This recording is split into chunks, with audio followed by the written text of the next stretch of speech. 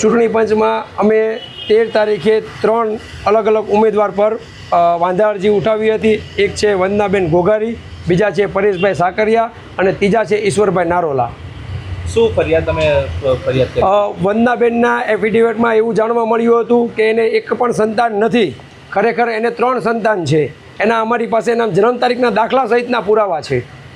અન્ય ઉમેદવારો સામે પરેશભાઈ સાકરિયા રહ્યા, તેમણે પોતાનો વેરો નહોતો ભર્યો, ગામડે જે જમીન છે એનો મહેસૂલ નહોતો ભર્યો, જે સરકારી નાણાં જે બાકી બોલતા હોય જેમ કે 2 વ્હીલ 4 વ્હીલના ચલણ પણ નહોતા ભર્યા. તો નિયમ જોગવાઈ પ્રમાણે કોઈ પણ સરકારી નાણું 1 રૂપિયા પણ બાકી હોય તો ફોર્મ કેન્સલ રદ થાય છે. અન્ય બીજા ઉમેદવારો ઈશ્વરભાઈ નારોલા જે છે એમણે પોતાના પર એક FIR હતી જે એમણે એના વાંધા એફિડેવિટમાં બતાવી નહોતી.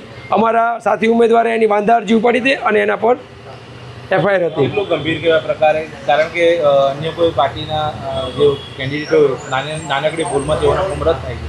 આટલી મોટી ભૂલ ચૂંટણી પંચ અધિકારી શા માટે નથી કરતી? આ ચૂંટણી પંચની બહુ મોટી ખામી કહેવાય. કારણ કે વોર્ડ નંબર 8માં આ જ વોર્ડમાં અમારી સાથે એક કોઈ અમિતસિંહ કરીને કોઈ ઉમેદવાર હતા જેમણે અપક્ષ ફોર્મ ભર્યું હતું.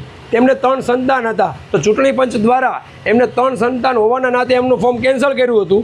અને વંદનાબેન ઘોઘારીને પણ 3 સંતાન છે, પણ ચૂંટણી પંચ ખબર નહીં કે ભાજપના ઇશારે કેમ કામ કરી રહી છે.